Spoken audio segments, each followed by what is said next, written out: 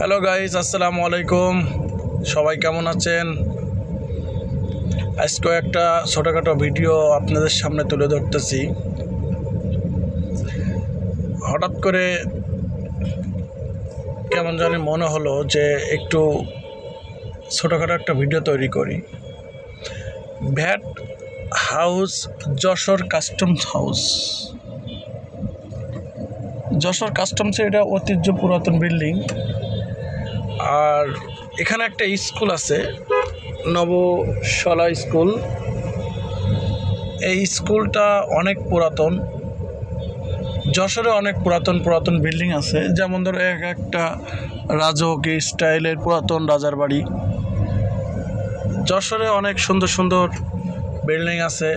এই বিল্ডিংগুলো এখনও পর্যন্ত খুবই মজবুত। এবং যশোর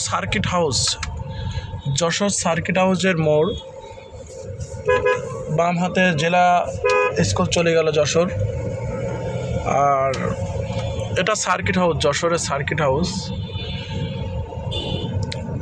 হাউস আসলে এটা মূল এই বিল্ডিংটার উদ্দেশ্য আছে যে যারা ডেপুটি ডাইরেক্টর থেকে শুরু করে অতিরিক্ত সচিব, মন্ত্রী, মিনিস্টার এবং যারা আছে লেভেলের, ওভার লেভেলের ফার্স্ট গেজেটেড অফিসার পর্যন্ত আপনি অ্যালাউড থাকে।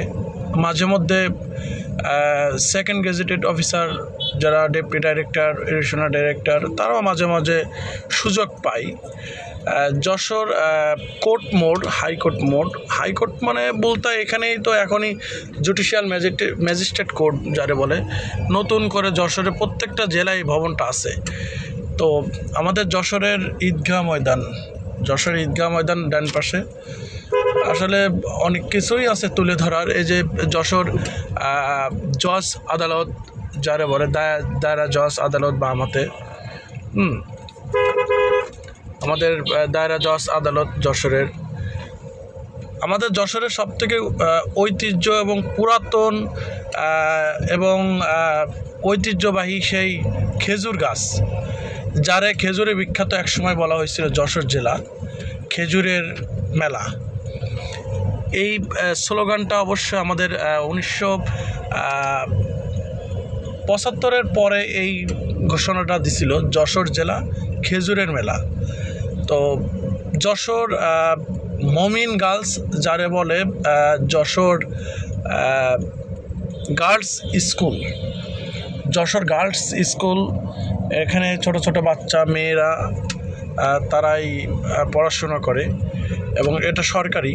আর যশোর পৌরসভা ভবন, যশোর পৌরসভা, আমাদের যশোর পৌরসভাটা আসলে এখানকার কাজই যশোর জেলার যত আশেপাশের যত ময়লা আবর্জনা এগুলো পরিষ্কার পরিচ্ছন্নতা রাখার দায়িত্ব আছে যশোর পৌরসভাকে। এখন যে অবস্থা, তারপরেও এরা চেষ্টা করে। আর সবথেকেও যেই কথাটা বলতেছিলাম আপনাদের সামনে, যশোর জেলা খেজুরের মেলা। সো খেজুরের গুড় আসলে যশোরে বিখ্যাত। যশোর পুলিশ সুপারের কার্যালয়, সাবেক কার্যালয় যারে বলে, এখন পিবিআই কার্যালয় বানানো হয়েছে। যশোর পুলিশ সুপারের কার্যালয়টা এখন চলে গেছে কিছুক্ষণ সামনে যেয়ে বাম হাতে। এটা যশোর রোডস অ্যান্ড হাইওয়ে তত্ত্বাবধায়ক অফিসারের কার্যালয়। তারপরে চলে গেল যশোর পুলিশ সুপারের নতুন পুলিশ সুপার যশোরের কার্যালয়। এখানকার পুলিশ সুপার অনেক অত্যাধিক ভালো একটা মানুষ এবং অত্যাধিক ভালো একটা অফিসার। আর যে কথাটা বলতেছিলাম, যশোর জেলার ঐতিহ্যবাহী যে খেজুরের, এখন খেজুর গাছ অনেক কম, কৃষকরা আসলে অনেক গাছই মেরে ফেলেছে। তারপরে গাছগুলা অনেকেই নাই। শীতকালে অনেকেই আছে যে অনেক জায়গায় আগে যেরকম গুড় তৈরি করতে, এখন আর গুড় তৈরি করে না, এখন সব 2 নম্বরই গুড় হয়ে গেছে। 1 নম্বর গুড় পাইতে গেলে অবশ্যই কৃষকের বাড়ি যেয়ে নিজের হাতে বসে থেকে ওটা বানানো সব থেকে আমি মনে করি 1 নম্বর। তারপরেও 2 নম্বর হয়ে যায়, চিনি সেরা দিয়ে দেয়। যশোর সরকারি মাইকেল মধুসূদন কলেজের পুরাতন ক্যাম্পাস, ছাত্রদের পুরাতন ক্যাম্পাস। তারপরে এখন যশোর জেলা ফুলের মেলা। আমাদের যশোর জেলাটা এত বড় এরিয়া এবং এত সুন্দর সিমটম পরিবেশ যে যশোর জেলায় সবই আছে। এখানে শুধু খালি স্থলদ বন্দর নাই, স্থলবন্দর যদি থাকতো তাহলে যশোর জেলাটা বিভাগ হয়ে যেত। সো স্থলবন্দর করার কোনো এখানে ওয়ে নাই, কারণ এখানে সে নদীর পথটাই আমাদের নাই। কারণ নদীর পথ যদি আমাদের থাকতো তাহলে অবশ্যই স্থলবন্দর করা যেত। সো এখানে যশোর এয়ারপোর্ট আছে, তারপর যশোর সেনা নিবাস ক্যান্টনমেন্ট আছে, খুব বড় এরিয়া ক্যান্টনমেন্টের। যশোর মেডিকেল আছে, তারপরে যশোরের ঐতিহ্য অনেক কিছু আছে। এই যেমন ধরো পুরাতন একটা বিল্ডিং, যশোরের মসজিদ, খুব নামকরা মসজিদ এটা যশোরের এরিয়ার মধ্যে। আপনি বিমানবন্দর কেন্দ্র জামে মসজিদ যারে বলে, কারণ পুরাতন বিমানবন্দরের যে কেন্দ্র জামে মসজিদ সেটা ছিল পুরাতন।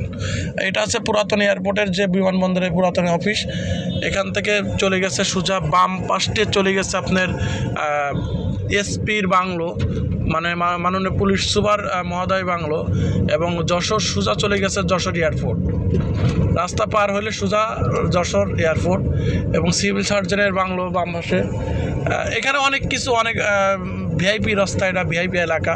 অনেক বড় বড় কর্মকর্তারা এখানে সরকারি বাসা নিয়ে থাকে এবং তাদেরকে বরাদ্দ দেওয়া হয়েছে এই সাইডে, কারণ এটা নিলিবিলি পরিবেশ। আর সবথেকে বড় কথা আছে যশোর জেলার, আপনি একটা জিনিস জানবেন যে যশোর জেলার যে ঐতিহ্যবাহী যে খেজুর ফুল এখনো পর্যন্ত আছে, তা শীতকালে আপনি এইগুলো সব কিছুই পাবেন। আর আপনাদের সামনে আমি একটু ঘুরে আমার চেহারাটা দেখাই দিলাম।